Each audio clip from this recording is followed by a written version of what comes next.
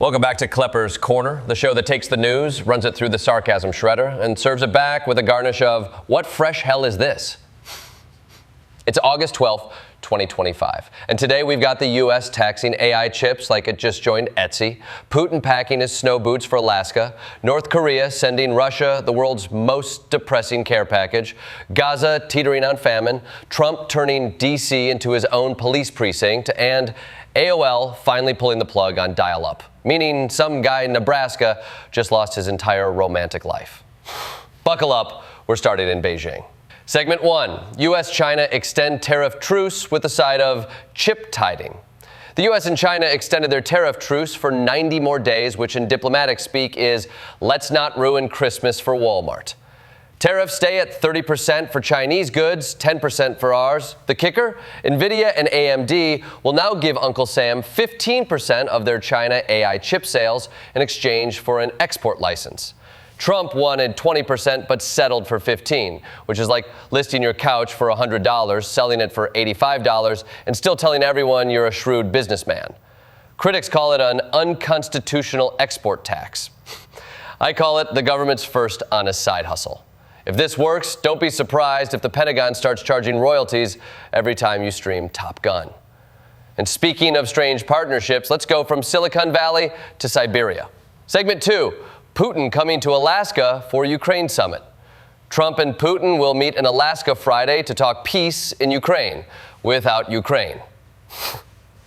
It's like throwing a surprise party and forgetting to invite the person it's for. Trump says territory swaps might be part of the deal.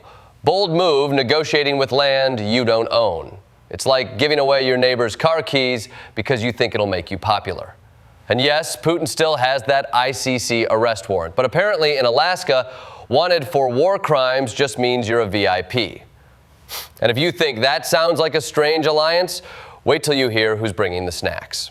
Segment 3, North Korea, Russia's new staffing service. North Korea is sending tens of thousands of workers and soldiers to Russia.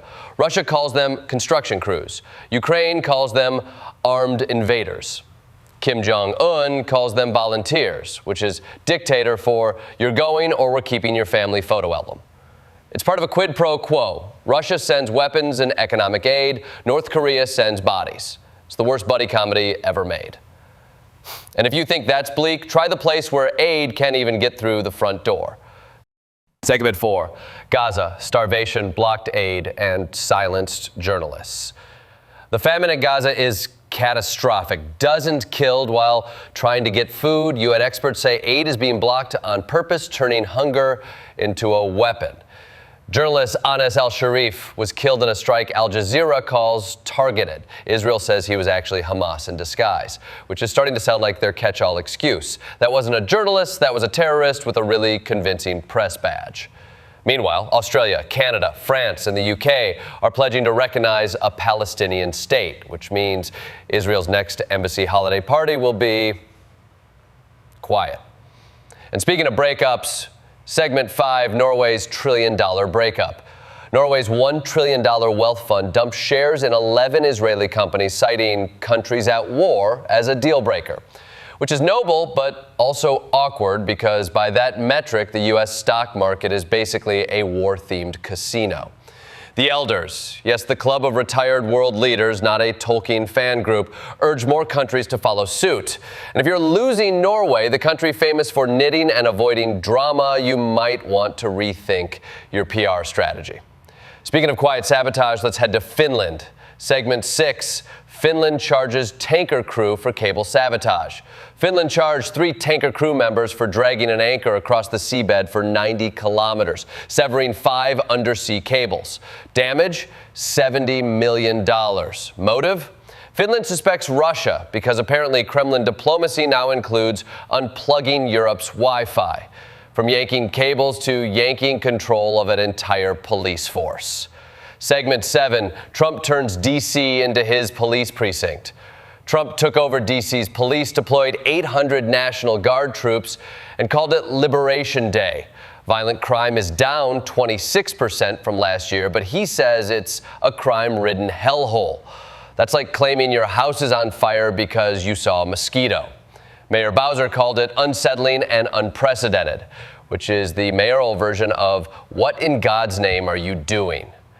And while Trump's firing up the sirens in D.C., he's also taking a chainsaw to Segment 8, federal agencies axe union contracts. FEMA, EPA, USCIS all told to shred their union contracts. Because clearly, the best way to prepare for the next disaster is to make sure the people running toward it have zero job security. From shredding contracts to firing people who deliver bad news. Segment 9, inflation data and the BLS. Ouster inflation steady at 2.7, core at 3.1. That's not bad, but Trump still fired the head of the Bureau of Labor Statistics after a weak jobs report. It's like firing your doctor because the thermometer said you had a fever. And if you think that's reckless, wait until you hear about... Segment 10, U.S. steel plant explosion. 2 dead, 10 injured after explosions at a Pennsylvania steel plant with a history of safety problems. Management promises to review procedures, which is corporate for buy more safety first mugs. From industrial explosions to all too common violence in the everyday. Segment 11, Austin Target parking lot shooting. 3 killed in an Austin Target parking lot during back-to-school shopping. America's gun problem is now so bad you can't even buy pencils without dodging bullets. We've turned back-to-school season into the Hunger Games. And finally, from the present day back to 1998. Segment 12, AOL pulls the plug on Dialup. AOL will finally shut down Dialup September 30th. For the 0.13% of Americans still using it, mostly stubborn grandpas and hermits, welcome to broadband. And to the rest of us, we'll miss that screeching modem sound. Just kidding. Good riddance. In conclusion, and that's August 12th, 2025. From chip tithing to Alaska summits, Gaza's heartbreak to Trump's badge cosplay, Norway's breakups to AOL's funeral. The world is still a circus, and we're still here handing out peanuts. See you tomorrow, assuming Finland doesn't unplug us.